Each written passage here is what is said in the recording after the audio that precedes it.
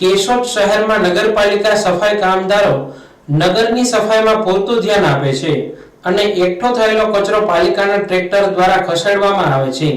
કેશોદની દરેક સોસાયટીમાં કચરો એકઠો કરવા માટે નગરપાલિકાના ટ્રેક્ટરો આવે છે, પરંતુ કેશોદ વેરાવળ રોડ પર સવારના સફાઈ કરતા કામદારો કચરો એકઠો કરીને એક જગ્યા પર ઠાલવે છે। આ કચરાના કારણે બદબુ પણ ફેલાય છે। કેશોદ બસ સ્ટેશનથી રેલવે સ્ટેશન સુધીનો કચરો સફાઈ કામદારો એકઠો કરી રોડ પર ઠાલવે છે, જે કચરો પાલિકાના ટ્રેક્ટરો ઉઠાવી જાય છે, પરંતુ કેશોદ બસ સ્ટેશન પાસે પ્રાઇવેટ વાહનો પાર્કિંગ કરે છે, ત્યારે ટેલિફોન એક્સચેન્જની દિવાલ પાસે પાલિકા સફાઈ કામદારોએ એકઠો કરેલો કચરો ઠાલવવામાં આવે છે, જેથી ટેલિફોન એક્સચેન્જની દિવાલ પાસે પ્રાઇવેટ વાહનો ઊભા રહે છે। આ વાહનોને આ કચરો નડતરરૂપ છે।